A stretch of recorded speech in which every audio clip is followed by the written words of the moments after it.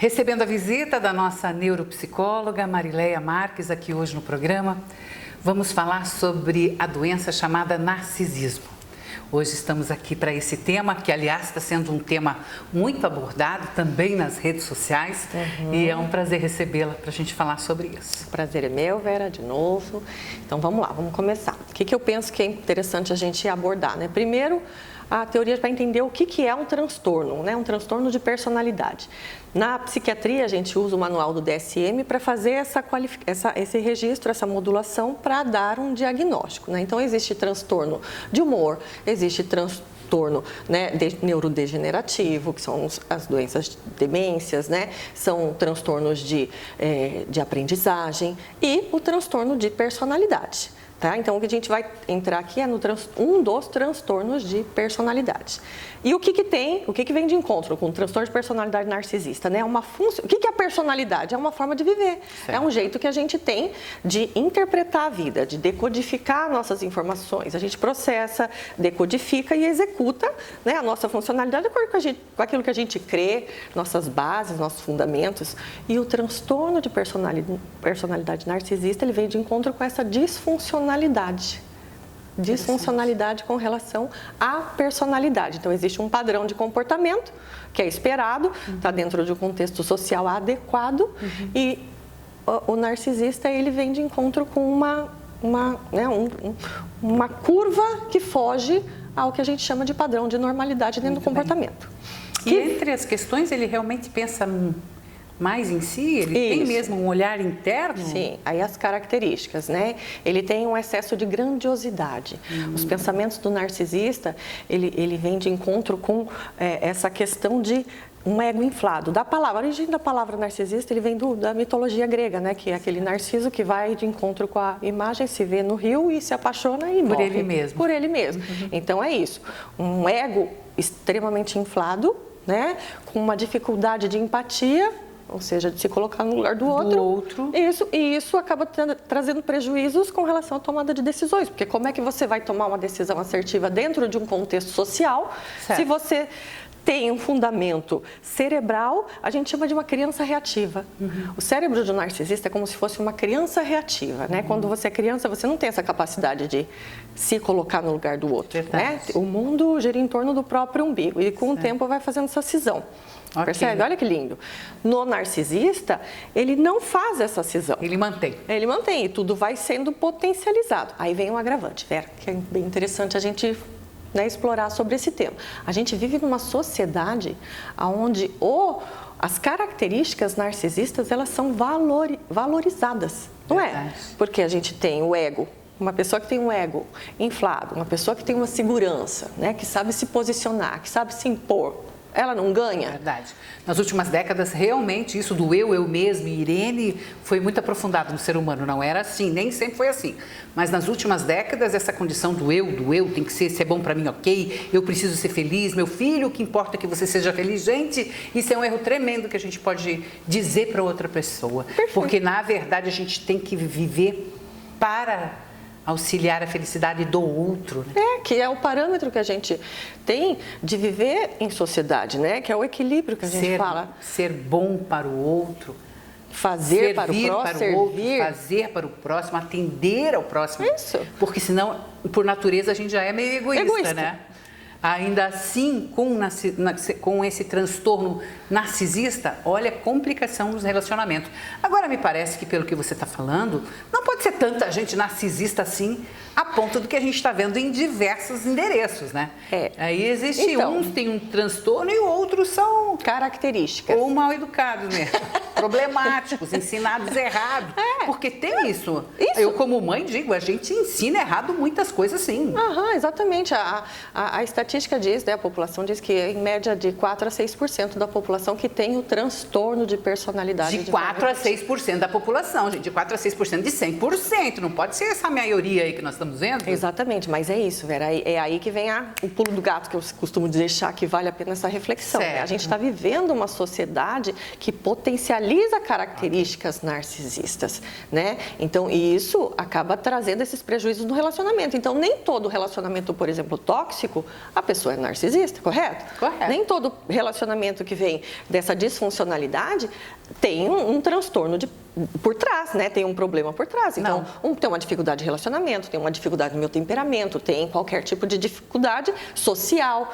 Mas o transtorno em si é algo que precisa ser cuidado. Por quê? Porque ele vai no profundo da alma, sabe? Eu tenho pacientes que são filhos de narcisistas e existe um buraco, um rombo, né, na existência. Por quê? Porque o pai narcisista, como ele é supremo, ele é maravilhoso, ele tudo pode, ele tudo sabe. Por exemplo, né, uma criança que chega, mamãe, fiz aqui um desenho, que lindo. O pai narcisista vai olhar e vai falar, que isso, guri? Tá vendo que tá tudo borrado? Meu Deus do céu, não tá vendo? Então, ele não tem essa capacidade, essa flexibilidade mental de entender o mundo do outro. Então, ele só tem as referências dele. A capacidade do outro, a idade do outro, né? Isso. A coordenação motora do outro, ele não tem essa capacidade. Não tem, então ele vai minimizando o outro, ele vai diminuindo. E por isso vem a toxicidade do relacionamento. Tanto entre pais e filhos, homens e mulheres, relacionamentos profissionais em diversos... Todos os âmbitos de relacionamento. E eles têm, né, uma dificuldade imensa, porque ele não percebe o erro. O narcisista nunca cai no consultório para procurar ajuda. Não, para ele está muito certo. Ele está maravilhoso, ele é o perfeito, né? O problema é o mundo, o problema são as pessoas. Certo. Hoje em dia está existindo um pouco mais desse movimento, porque está todo mundo falando. Então, quando a pessoa ela chega num nível que ela começa a perder tudo, a se arrebentar, então ela é o topo das coisas, mas daqui a um pouco ela perde, um filho não quer falar mais, daqui a um pouco a esposa abandona, daqui a um pouco o emprego. Então, ele chega no consultório... Precisa de ajuda. Precisa de ajuda, não. Não? Dizendo, o que você tem para me oferecer para arrumar a estrutura mental que eu estou vivendo. Preciso de ajuda. Mas eu não preciso de ajuda. É o mundo que tem uma dificuldade para conseguir lidar com o meu cérebro. Então, olha como é complexo, né, Vera? Mas é isso. O que vale, o que eu gosto, né? O que eu gostaria de deixar como reflexão, né? Não tem como a gente excluir, né, uma situação. Uma das características que é muito abordada hoje em dia é que você precisa se afastar. Um pai narcisista, você precisa cortar a relação. Um marido, você precisa cortar a relação para você conseguir manter a tua sanidade mental. Só que aí fica complicado, né, Vera? Porque assim, a gente que tem a mesma filosofia espiritual. É como se você colocasse as pessoas em isolamento e o que vai ser delas. Percebe? É complicado, é uma situação complexa, porque ao mesmo tempo é como você dizer para uma pessoa, você é obrigada a conviver com isso, porque você tem um pai ou um marido. Percebe como é complexo? Mas cabe uma reflexão, que assim, eu preciso cuidar do meu estado emocional. Talvez o foco hoje seria isso, né? Cuidar da sanidade mental da pessoa que convive com o narcisista. Então, ter um diagnóstico é importante, você saber que você convive num relacionamento abusivo é importante para o processo de proteção. E aí, o que a gente usa de estratégia, né, que eu acho que é interessante, é um processo de blindagem. Sabe, fazer uma blindagem. Eu tenho uma paciente, por exemplo, que tinha uma irmã que era narcisista e ela tinha algumas características de eu vou morrer, porque eu quero morrer. Ela culpava a irmã por algumas coisas e ela ligava e escrevia aqui uma carta absurda porque eu vou me matar, a culpa é sua. E desligava o celular. Imagina como é que ficava o cérebro dessa irmã do lado de cá, né? Imagina a amígdala disparada a noite inteira em pânico. Quando a gente trabalhou um pouco esse resgate de, pera lá, quem tem a chave da vida e da morte? É Deus. O que ela fez? Ela desligou o celular. Então, o que a gente pode fazer o máximo? É o joelho no chão, entrega para Deus, coloca. Então, você vai trabalhando as circunstâncias externas, percebe? Para conseguir lidar. E no dia seguinte, a irmã liga e fala, oi, mana, eu vou no shopping hoje, tá tudo bem. É assim, o cérebro do narcisista, né? Ele consegue amar? É uma montanha-russa. Então, o narcisista ama? Então, ele ama, ele tem o sentimento. O cérebro de um psicopata, por exemplo, ele é 100% razão, 0% emoção. Certo. O cérebro de um narcisista é como se fosse 80% emoção e 20% razão. Então, ele tem uma estrutura cognitiva que consegue dar conta da racionalização dos sentimentos, mas como a impulsividade, como os sentimentos, ele não tem o filtro para fazer esse polimento com relação ao convívio social, porque ele não tem, né, uma estrutura equilibrada com relação ao outro. É só o meu. Então, isso vira Problema. Bomba. Sempre uma bomba. É tóxico. Em todo momento. Em todo momento, né? Ele precisa ser reforçado a atenção, ele precisa ser elogiado, ele clama sobre isso. E o que padroniza as características do comportamento dele é a imagem, o processo da imagem. São 4 a 6% da população. Os outros narcisistas, por comportamento, podem ser tratados e podem ser transformados. Isso. O importante que você vê aqui hoje, porque mesmo que nesse processo demore da pessoa ou nunca veja a necessidade de se transformar, é quem convive então com o narcisista cuidar das suas emoções. Exato, que é possível, né? Eu acredito que é possível. Eu tenho um pensamento, meu cérebro sempre teve essa capacidade de potencializar o que a pessoa tem de melhor, né? Então você conseguir rever essa condição e entender que é um cérebro doente, né? É um cérebro, é uma criança reativa, né?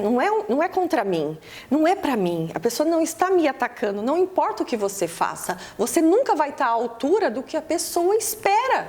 Tu entende? Você pode fazer o máximo, você pode ser o melhor filho. Por exemplo, eu tenho um outro paciente que o pai narcisista, médico, com tantas críticas, com tanta repressão sobre a vida dele, hoje ele se tornou um piloto de avião de uma das maiores companhias aéreas dos Estados Unidos. Uhum. Então, essa crítica, o que fez com ele? Potencializou o efeito reverso. Não para se afundar. Não para exatamente. Então, como você está vendo a avaliação, até que ponto você está colocando o outro como responsável pelos teus sentimentos, aí a gente tem que fazer essa avaliação. Como ajudar essa pessoa que a gente ama, é claro que convive, pode ser um filho, um esposo, um irmão, uma irmã, uma mãe, um pai. Como ajudar, de que certa forma se ajudar, mas também se proteger. Isso. É isso?